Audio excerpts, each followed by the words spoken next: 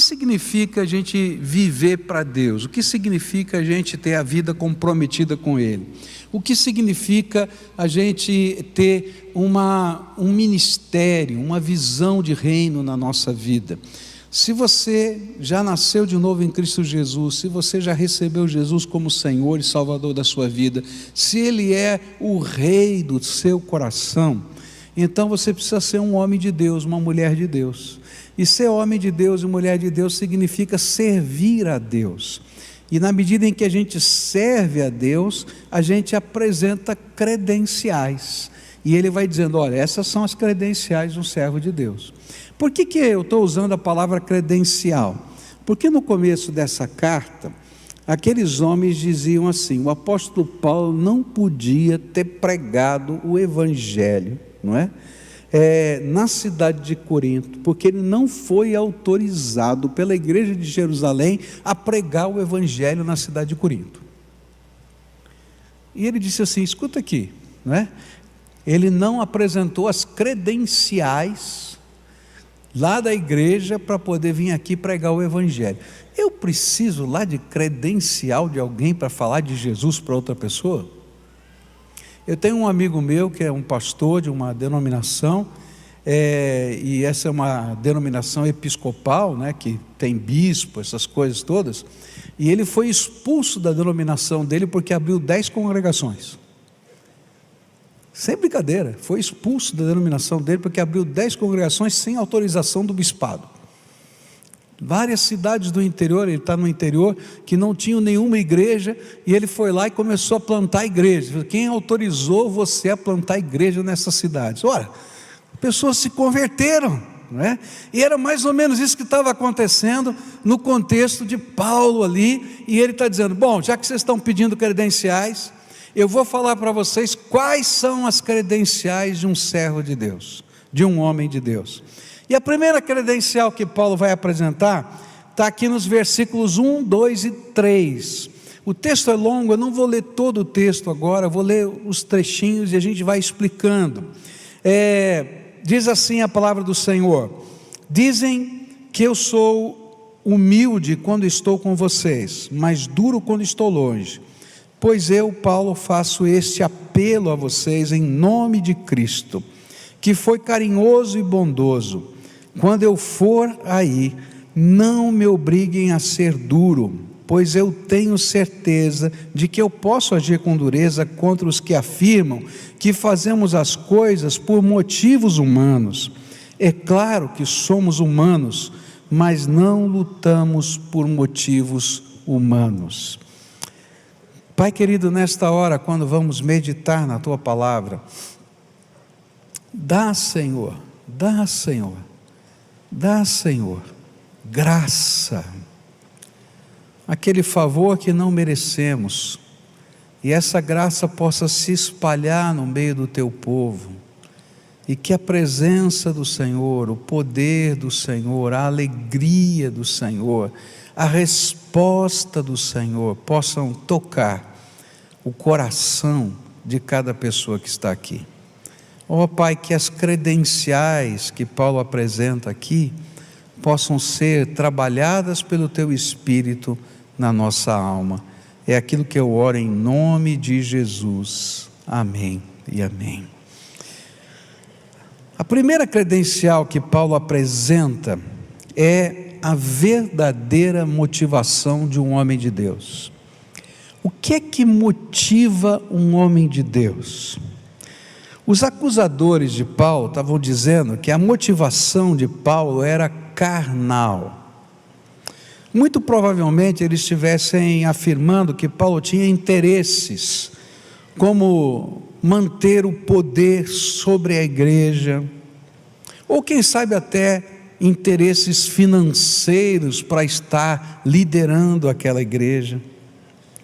E é interessante como esses líderes afirmavam coisas que eram suas conjecturas e interpretações pessoais, que tinham o propósito de desconstruir a imagem do homem de Deus. E é interessante como Satanás usa essa ferramenta até hoje, não é? onde pessoas fazem conjecturas, não tem provas, não tem nada, e em cima dessas conjecturas desconstroem aquilo que é a imagem de um servo de Deus, para que a palavra de Deus não tenha autoridade, a palavra proferida por essas pessoas não tenha autoridade. Eu me lembro quando em 2010 eu falei contra o PT, né, na eleição de 2010, nossa gente, como falaram mal de mim. Chegou uma época que eu disse assim, não leio mais e-mail, e era muito interessante o que escreviam que eu era aliado de fulano de tal, escreviam que eu tinha um cargo no governo, escreviam que eu ganhava dinheiro disso, daquilo. Eu disse assim, não, esses caras tiraram tudo isso, né? E passaram-se 8 anos, né? Eu não tenho cargo no governo, nunca fui aliado de João, de Pedro, de Antônio, eu simplesmente coloquei aquilo que Deus colocou no meu coração, e o tempo mostrou que era verdade, tudo quanto eu tinha falado. Mas é interessante que aquilo que o inimigo faz é justamente tentar quebrar essa ideia de motivação. A motivação que está por trás não é santa, a motivação que está por trás é carnal. E aí Paulo vai dizer assim, olha, a verdadeira credencial de um servo de Deus, de um homem de Deus, de uma mulher de Deus, é ter uma motivação espiritual, é ser movido pelo Senhor, pelo Espírito do Senhor. E é interessante que Paulo diz assim, olha, eu não estou dizendo que eu não sou humano, eu não estou dizendo que eu não tenha sentimentos que precisam ser trabalhados na minha alma, não, eu não estou dizendo para vocês que eu não tenha falhas como ser humano, mas eu quero dizer para você que o que motiva o meu coração a fazer a obra de Deus é o Espírito de Deus, é o desejo de honrar o nome do Senhor, são motivações espirituais. O que tem a ver com uma motivação espiritual? E como é que a gente pode definir uma motivação espiritual dentro da nossa alma? A primeira coisa para alguém poder viver motivação espiritual é Jesus ser o Senhor da sua vida, não tem outro jeito. Se Jesus não for o Senhor da sua vida, a sua motivação vai se perder de alguma maneira. É muito fácil, porque a carne da gente fala, e isso fala não apenas nas coisas ministeriais, fala em vários assuntos da vida.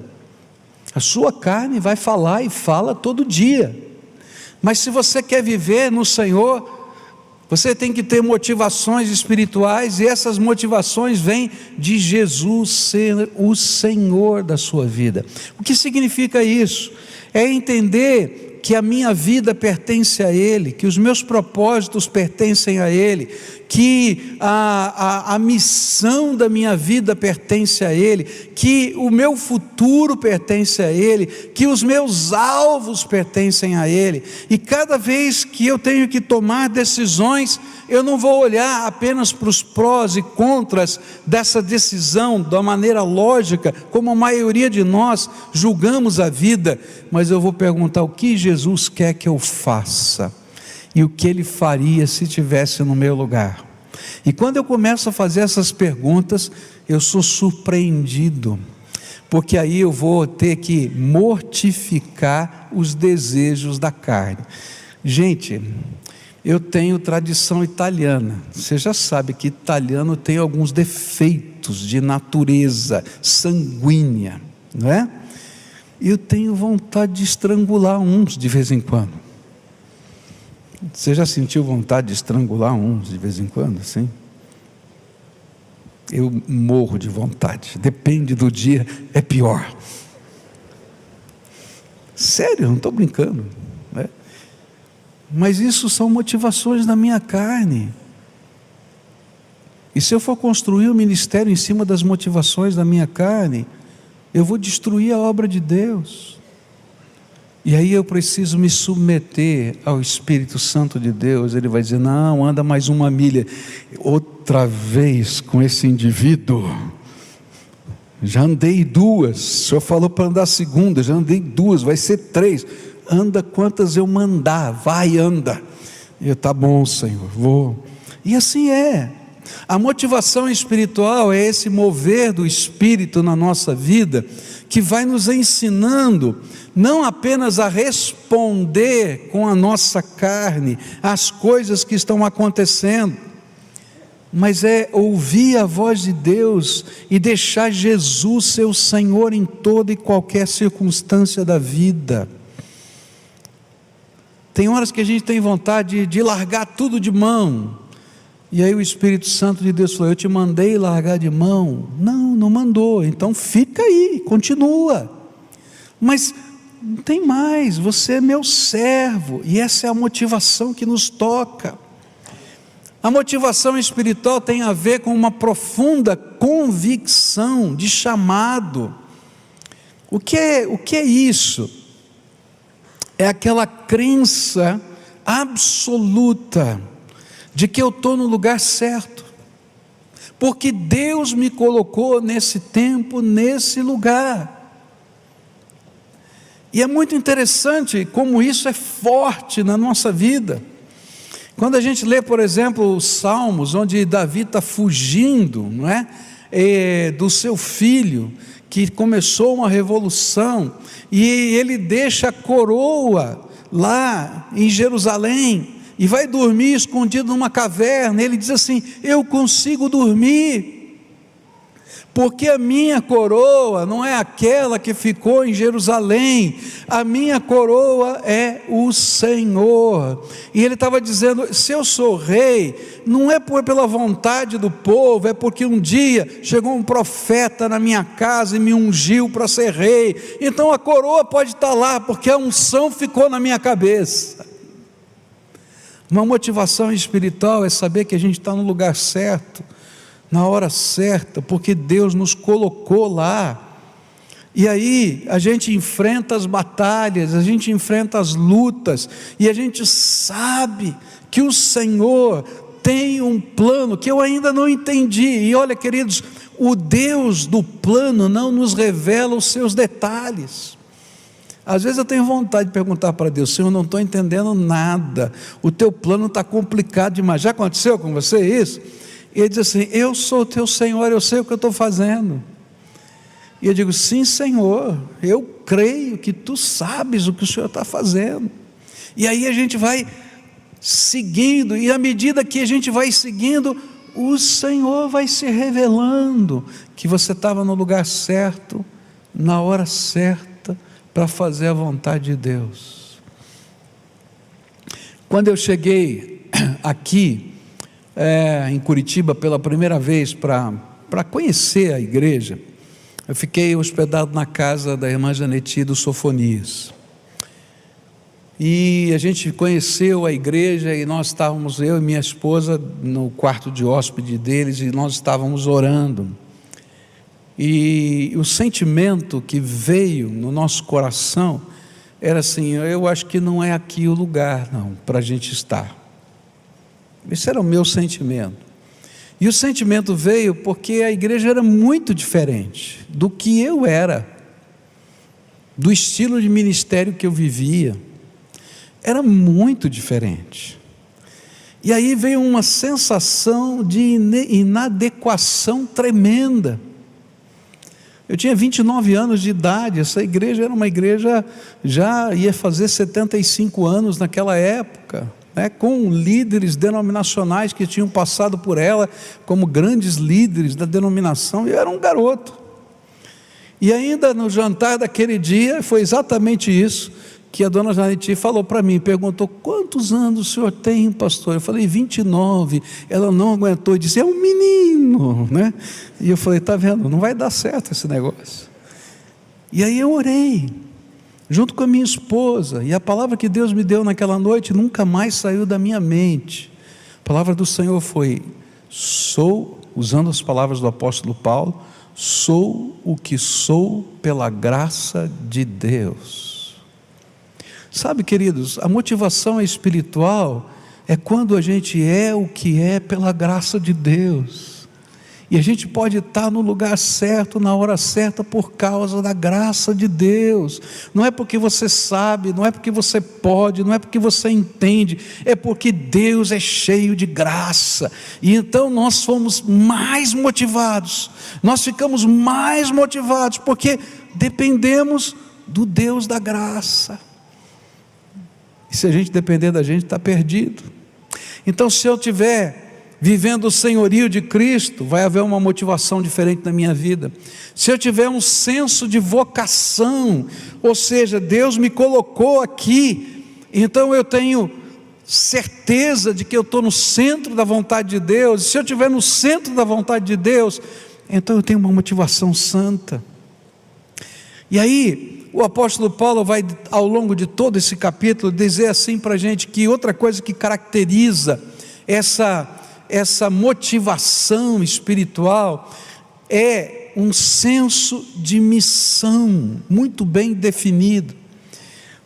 Era interessante porque aqueles homens diziam assim: Paulo, você não podia ter plantado a igreja aqui. Ele dizia assim: gente, eu não estou aqui para representar a organização A ou B, eu estou aqui em nome do Senhor Jesus, porque eu fui constituído apóstolo, missionário, em nome do Senhor Jesus, e eu vim aqui porque o Senhor me mandou entrar nessa cidade, e eu fiquei aqui 2 anos nessa cidade trabalhando com cada um de vocês, que hoje estão pensando o que aconteceu conosco, para que o evangelho do Senhor Jesus estivesse no seu coração.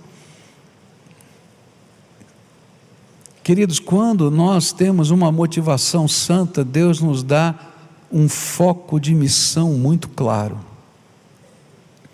e a gente sabe qual é o propósito da nossa vida.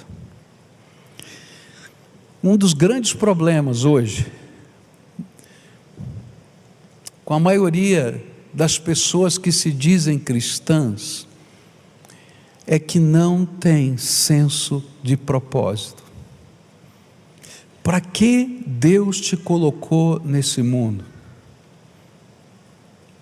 Para que Deus te colocou na empresa que você trabalha? Para que Deus te sustenta como sustenta até hoje? Para que Deus tem colocado você no lugar em que você está? Querido, o lugar que você está é terra santa. O lugar em que você está é terra santa. Pode tirar sandálias, porque Deus te colocou nesse lugar, e esse lugar é terra santa, porque o Senhor determinou a tua presença lá. E a tua vida nesse lugar tem propósito. Agora o que a gente tem que restaurar é a santa motivação, de entrar naquele lugar sabendo que Deus nos colocou ali para fazer diferença, e para ser bênção. E aí, quando a gente tem esse senso de missão definido, a gente olha ao redor e diz: Senhor, eis-me aqui, pode me usar.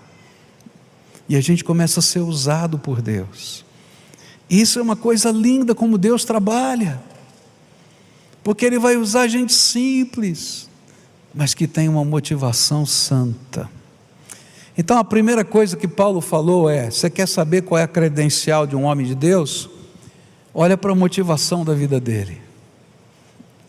Se a motivação desse homem e dessa mulher for santa, que revela o senhorio de Cristo, que revela a santa vocação, Deus chamou você, que revela esse senso sagrado de que você está no lugar certo, na hora certa, para a glória de Deus, que você tem propósito naquele lugar, pode ter certeza que coisas de Deus vão acontecer nesse lugar. Eu queria dizer para você que isso não acontece só fora de casa. Eu quero dizer para você que a família que Deus te deu é santa, que o marido que Deus te deu é santificado pela presença sua lá na sua casa, que os filhos, ou esposa, os filhos são santificados. Isso é a palavra de Deus, está na Bíblia. Então que a motivação da sua casa seja uma motivação santa. Segunda credencial que Paulo vai colocar para a gente, e ele vai falar que são as armas que Deus nos dá para o enfrentamento das batalhas que vão surgir. É interessante que a gente imagina que quando a gente se converte, não é? Vai ter um tapete vermelho cheio de flores em cima para a gente andar. Se você está imaginando isso, você vai se frustrar logo, tá? Não tem tapete vermelho. O que tem é um grande enfrentamento. Por quê? Se você tem uma motivação santa, você está indo na contramão do mundo. A motivação da maioria das pessoas é carnal, é humana. E você está dizendo para elas que existe uma outra motivação divina. Então você está entrando na contramão. Eles dizem assim: você é louco, você vai agir assim? Pode funcionar lá na igreja, quando você está orando, mas aqui no teu trabalho não funciona assim não. Aqui na rua não funciona assim não. Aqui na casa não funciona assim não. Não é isso que você ouve todo dia? Aí Paulo vai dizer assim para a gente: não, tem uma segunda credencial. E a segunda credencial é que quem tem uma motivação santa vai ter armas de poder. E aí ele começa a falar da próxima credencial, que são as armas de poder, armas do poder de Deus. E está escrito assim na palavra, versículos 4 a 6: as armas que usamos na nossa luta não são do mundo, são armas poderosas de Deus, capazes de destruir fortalezas, e assim destruímos ideias falsas, e também todo orgulho humano que não deixa que as pessoas conheçam a Deus. Dominamos todo o pensamento humano e fazemos com que ele obedeça a Cristo. E quando vocês provarem que são obedientes, estaremos prontos para castigar qualquer desobediência. É interessante que no contexto de Paulo, enquanto os judaizantes se apresentavam as cartas credenciais de Jerusalém, para afirmarem que tinham comissão ministerial, Paulo apresentava as credenciais do céu, que afirmavam que ele era homem de Deus. E ele afirmou que essas credenciais do céu eram as armas espirituais que estão nas nossas mãos, armas que não eram humanas. É isso que está escrito aqui. E essas armas humanas, que não são humanas, que Paulo está falando aqui, são os carismas que Jesus concede a nós. A palavra carisma significa sinal da graça, ou dom da graça. Ela é traduzida na nossa Bíblia por dons espirituais. Uma das armas poderosas que Deus nos deu são os dons espirituais. E a Bíblia vai ensinar para a gente que se um dia você recebeu Jesus como Senhor e Salvador da sua vida, você foi selado com o Santo Espírito da promessa. Deus colocou uma marca de propriedade em você, pertence a Jesus Cristo, é o Espírito Santo que fez isso. E junto com esse sinal, que é o selo do Espírito, Ele derramou pelo menos um dom espiritual sobre a tua vida. Não tem ninguém nascido de novo que não tenha pelo menos um dom espiritual. Os dons espirituais, eles podem ser extraordinários, como talvez profecias, curas e etc. Mas eles podem ser coisas que são inatas em nós, que o Senhor reveste de graça. E aí Ele dá uma capacidade extra, que vai além da nossa própria capacidade, que é manifestação do Espírito sobre a nossa vida. E Ele vai dizer assim: olha, eu estou te dando isso aqui, porque essa é uma arma que você vai usar nos enfrentamentos da vida. E é tão interessante como Deus usa essas coisas. Há pessoas que Deus dá a capacidade de discernir. Você já viu isso? Eles olham para a realidade, têm um discernimento da realidade fora do normal. Há pessoas a quem Deus dá aquilo que a gente chama de palavra de conhecimento, a Bíblia chama de palavra de conhecimento, que é a capacidade de interagir com o outro, e quando está aconselhando alguém, parece que Deus está revelando o que está dentro da alma do outro, e a gente começa a conversar e parece que bateu exatamente naquele ponto. São armas espirituais. Há pessoas a quem Deus dá uma habilidade de fazer a administração das coisas, que você diz assim: não, isso é fora do normal, como é que essa pessoa consegue?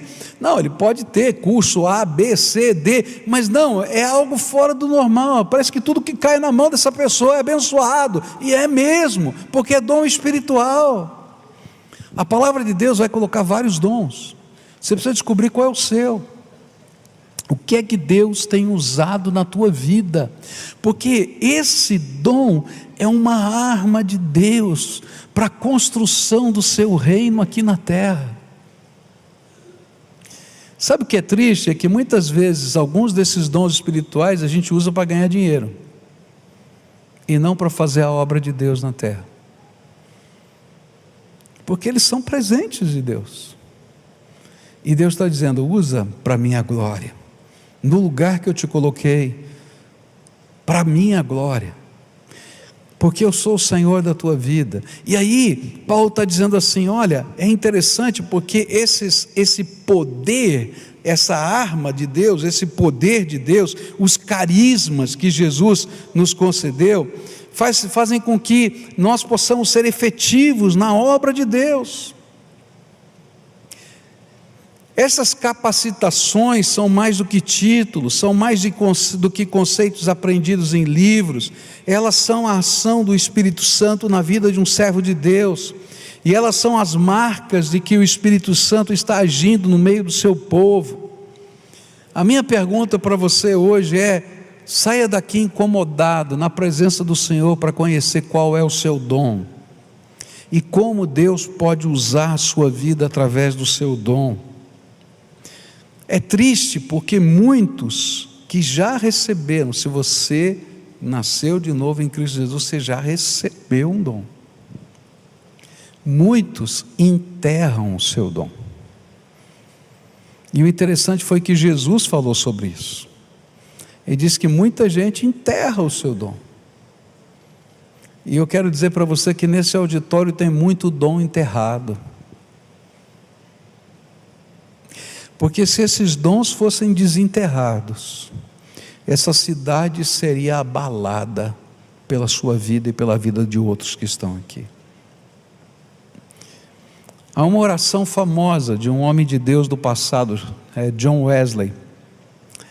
John Wesley orava uma oração assim. Ele dizia assim diante do Senhor: Senhor, me dá 100 homens comprometidos com o Senhor, que amem ao Senhor, que estejam dispostos a colocar sua vida no altar do Senhor. Me dá 100 homens assim, e eu vou virar esse mundo de cabeça para baixo no teu nome. É interessante, ele podia ter pedido 1.000, 2.000, 3.000, 50.000, 1 milhão. Deus fez um grande avivamento na época de John Wesley, na América do Norte e também na Inglaterra. Começou na Inglaterra e depois na América do Norte, porque Deus deu 100 homens para ele. Imagina se Deus levantasse nesse culto 100 pessoas comprometidas com a vontade de Deus, de tudo, de alma, e que estivessem dispostas a usar os seus dons para a glória do Senhor. Meus irmãos, essa cidade ia virar de cabeça para baixo, porque esses milagres de Deus não iam acontecer quando a gente está reunido no templo. Eles iam acontecer nas ruas, nas escolas, nas oficinas, nas fábricas, porque onde vai ter um homem de Deus assim, coisas tremendas do poder de Deus vão acontecer. E Paulo está dizendo: olha, as armas que Deus nos deu são poderosas. São os carismas de Deus que estão sobre a nossa vida. Mas Paulo não para apenas nos carismas. Ele tinha a convicção de que não apenas Deus nos dá dons, mas como esses dons e essas armas demonstram o poder de Deus de forma visível. E aí então ele vai dizer, elas são poderosas, porque elas são demonstrações do poder de Deus. E foi por isso que Paulo afirmou em 1 Coríntios, capítulo 2, versículos 4 e 5, o seguinte: minha mensagem e minha pregação não consistiram de palavras persuasivas de sabedoria, mas consistiram de demonstração do poder do Espírito, para que a fé que vocês têm não se baseasse na sabedoria humana, mas no poder de Deus. Esse poder de Deus foi demonstrado no meio dos coríntios, pela maneira como eles se converteram do paganismo a Cristo. Ele está dizendo, olha, vocês se converteram porque o poder de Deus, e não as credenciais, ou a sabedoria, ou ainda a eloquência de alguém, foi capaz de destruir as fortalezas do entendimento que os impediam de crer no Evangelho e até abandonar o antigo estilo de vida que vocês viviam. Não, foi o poder de Deus que destruiu as ideias falsas que estavam arraigadas na sua mente e no seu coração. Nesse e-mail que eu recebi falando desse irmão que 15 anos estava fora da igreja e voltou, essa mesma pessoa conta a história de uma outra pessoa que estava com ela e que foi tremendamente impactada, porque na hora do ofertório alguém se levantou aqui do templo e veio trazer a sua oferta, e quando aquela pessoa viu, aquela pessoa disse, aquela pessoa está aqui, tá? E aí a mãe daquela pessoa também veio, aquela também tá. E aí começou a contar a história daquela família, os problemas que eles viviam, as lutas que enfrentavam, e como aquela pessoa que tinha vindo trazer oferta era um perdido. E essa pessoa disse assim, se Jesus foi capaz de mudar aquela família, eu quero conhecer esse Jesus. É disso que Paulo está falando. Tem muita gente que está aqui, não porque tem um pregador que fala bem. Se você está aqui por isso, você está perdido, porque vai se perder, porque tem muito pregador que fala mal e eu também. Mas quando a gente está aqui porque Jesus transformou a nossa vida, faz toda a diferença. E nós nos tornamos as cartas abertas de Deus para esse mundo, de que Deus está vivo e fazendo coisas extraordinárias. Quando Jesus te transformou, você se tornou marca do poder de Deus nessa terra. Quando Jesus te curou, você se transformou marca do poder de Deus nessa terra. Quando Jesus te libertou, você se transformou marca do poder de Deus nessa terra. Quando Jesus pegou a sua casa, que estava quebrada, e reconstruiu, a sua casa se tornou marca do poder de Deus nessa terra. E é disso que Paulo está falando. Há manifestações visíveis do poder de Deus, algumas são extraordinárias, milagres, mas algumas estão acontecendo todo dia. Quando você dobra o teu joelho e fala com Deus, e Deus responde uma oração, Deus está manifestando o poder dele no meio da sua fraqueza. Quando você achava que não tinha mais jeito, não tinha mais esperança, o Senhor foi lá e tocou a tua vida de novo, e você diz assim, louvado seja Deus, porque eu achava que não tinha mais jeito, e não tinha mais esperança, mas uma nova esperança veio do Senhor. As marcas do poder de Deus estão aqui, queridos, estão aqui. Eu posso contar sinais que Deus está fazendo no mundo todo, sinais poderosos de Deus. Eu ouvi um tremendo, de um líder do Egito que me contou essa história, de um médico, né? De uma das seitas muçulmanas, que estava fazendo uma cirurgia, e ele tinha removido um órgão de uma pessoa, e no meio dessa cirurgia de remoção desse órgão, a pessoa faleceu. E então ele mandou preparar o corpo, conforme o costume muçulmano. Então mandou a enfermeira tirar do centro cirúrgico e preparar o corpo. Mas ele estava atrasado em outras cirurgias, ele continuou no centro cirúrgico e foi para fazer outra cirurgia. E quando terminou aquela cirurgia, alguma coisa dizia a ele: vai ver o defunto. Ele dizia: não tem nada que ver o defunto, a enfermeira está cuidando, a família vai cuidar, vai ver o defunto, vai ver o defunto. E ele foi lá, e quando olhou o defunto, ele estava respirando, não era mais defunto. Ele disse: o que eu fiz? Será que eu errei? O que aconteceu? Aí colocou o homem no quarto, ele começou a se recuperar, e aí ele começou a palpar, e ele sentiu o órgão que ele tinha tirado, e ele mandou fazer um exame do homem, do abdômen do homem, e lá aparecia o órgão que ele tinha tirado. Ele disse assim: não é possível, eu tirei, fui eu que tirei. Aí a família começou a testemunhar do poder transformador de Jesus, e aquele muçulmano, médico, se converte a Jesus Cristo por causa do milagre de Deus que ele nem sabia que podia ser feito. É coisa que eu nunca vi na minha vida. É tão maluco que a gente fica até com medo de falar. Mas eu quero dizer para você que não são só milagres assim que Deus está fazendo hoje. Você é um milagre de Deus hoje aqui nesse lugar. Você é um milagre de Deus hoje aqui nesse lugar.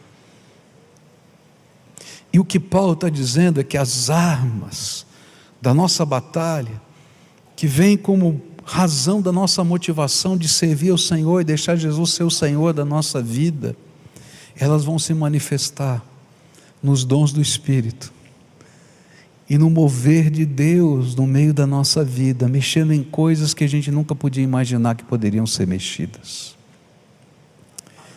Nessa manhã eu queria desafiar você a viver duas coisas. A primeira delas é para todos nós que estamos aqui. Por favor, tenha uma motivação santa de vida. Deixa Deus te usar para a glória dEle. Que você tenha o senso de que Jesus é o Senhor de verdade da tua vida. Na minha vida, tem áreas que são muito fáceis de deixar Jesus ser o Senhor. Muito fácil. Eu já aprendi, essas áreas são tranquilas para mim. Mas eu tenho que confessar para você que existem áreas da minha vida que o Senhor tem que me quebrantar, e quebrantar de novo, e quebrantar de novo. Quais são essas áreas na tua vida? E hoje eu queria desafiar você a deixar Jesus ser o Senhor de todas as áreas da tua vida. Que você possa ter um senso de vocação. Estou no lugar certo para a glória de Deus. E um senso de propósito. Senhor, transforma-me naquela pessoa que pode fazer diferença para o teu reino. Se você é servo do Senhor Jesus, isso vale para todos nós aqui. E quando você fizer isso, desenterra o teu dom, por favor.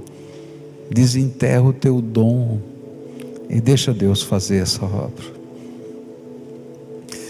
Mas a segunda coisa que eu quero falar nessa manhã é para algumas pessoas.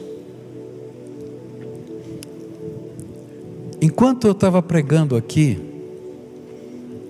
esse Deus tremendo estava falando no seu coração. E Ele estava confrontando a tua vida. E tem pessoas aqui que precisam voltar para Jesus, porque ficaram tão frios que já estavam longe dEle. Tem pessoas aqui que precisam de uma intervenção de Deus na sua vida, para que esse mover de Deus, que são as armas poderosas do Espírito, possam acontecer e você se transformar no milagre de Deus nessa terra. Tem pessoas aqui que precisam fazer entregas do seu coração, da sua alma, coisas que estão arraigadas, enraizadas, e que prendem os seus pés, e você não consegue caminhar no caminho de Deus. E nessa manhã eu queria orar com você, a quem o Espírito Santo falou todo esse tempo, dizendo: eu quero transformar você no meu milagre. O Espírito Santo falou para você: eu quero transformar você no meu milagre. Eu quero dizer para você que eu não tenho poder de transformar ninguém em milagre. Não tem raio, não tem poder, não tem nada na minha mão não. Mas eu conheço alguém que é tremendo para fazer isso. E o nome dele é Jesus. E quando a gente clama o nome de Jesus, os céus se abrem. Os céus se abrem. E ele nos transforma no seu milagre. Então nessa manhã eu queria convidar pessoas a quem o Espírito Santo está falando, está tocando o coração, para você se apresentar no altar de Deus agora, e a gente clamar por essa intervenção do Espírito na tua vida, para que Ele transforme, para que Ele mexa naquilo que está acontecendo com você, e que Ele mesmo revele o poder dEle na sua vida. Se alguém aqui o Espírito Santo está falando, vai deixando o seu lugar, vem para cá, eu quero orar por você agora, vem para cá, em nome de Jesus. Se o Espírito de Deus está tocando o seu coração, você ouviu essa palavra e diz assim: foi para mim, o Espírito Santo falou comigo, eu quero isso na minha vida, então vem para cá, eu quero interceder por você. Toda essa igreja vai levantar um clamor a favor da sua vida. É um clamor, a gente chega do jeito que está, mas a gente não vai embora do jeito que está, porque a gente sabe que o Senhor vai manifestar o poder dEle no meio da nossa fraqueza, no meio da nossa impotência, no meio da nossa incapacidade, e a gente vai buscar a face do Senhor, porque as armas que Deus dá para o povo de Deus não são humanas, diz a Bíblia, são poderosas, porque vem de Deus. E o interessante é que começa o poder de Deus aqui, quando Ele convence a gente, e Ele diz que tudo começa quando nosso entendimento começa a ser mudado, onde Ele pega as fortalezas do entendimento, as mentiras que a gente acredita, e leva cativo até o trono de Deus. Mas não para aqui. Tem coisas que vão sair daqui e vão alcançar pessoas que a gente não sabe nem onde estão agora, porque esse é o poder de Deus que vai estar agindo no coração de outras pessoas também. E eu não sei onde eles estão, mas o Senhor é poderoso. Ele vai alcançar e vai tocar. O que a gente vai fazer é descansar nos braços de Jesus. E tem um nome que é poderoso. Sabe qual é o nome? Jesus. Esse é o nome. A gente vai clamar o nome de Jesus. Vamos orar juntos aqui? Senhor Jesus, Tu conheces esse povo que aqui está. Tu conheces o coração deles. E eles estão aqui dizendo: Senhor, eu preciso da manifestação do Teu poder na minha vida. Eu preciso da manifestação do Senhor na minha mente. Eu preciso da manifestação do Senhor no meu corpo. Eu preciso da manifestação do Senhor na minha casa, com os meus queridos, com pessoas, quem sabe, que nem estejam aqui nesse momento, mas nós nem sabemos onde estão. Ó Senhor, nesta hora, revela o Teu poder outra vez, e marca a vida desses Teus filhos, e que eles sejam os milagres do Senhor andando por essa terra. Ó Pai, eu confesso diante do Senhor que não há homem na terra que tenha poder assim, mas eu creio junto com eles que Jesus é poderoso, porque todo o poder foi lhe dado no céu e na terra, até que todos os inimigos do Pai sejam colocados como estrado debaixo dos seus pés. É isso que está na tua palavra, Senhor. Eu creio, porque a tua palavra diz: pedi, dar-se-vos-á. Eu creio, Pai, porque a tua palavra garante para a gente que todas as coisas que pedíssemos no nome de Jesus ao Pai, segundo o teu coração, que o Senhor nos daria. Então eu quero te pedir, Senhor, segundo o teu coração amoroso e bondoso, visita essas vidas agora, visita poderosamente e revela o teu poder, Senhor, a tua glória, a tua majestade, porque teu é o reino, o poder e a glória para sempre, diz a tua palavra. Ó Pai, ouve o clamor desses teus filhos, recolhe as lágrimas deles no teu odre, escreve no teu livro, como a tua palavra diz, e revela a tua graça, e que nós possamos ouvir os testemunhos, Senhor, do teu povo, contando, Senhor, das coisas grandiosas do Deus vivo na vida deles, para que a tua glória se propague em toda a terra. É aquilo que oramos no precioso nome de Jesus. Amém e amém.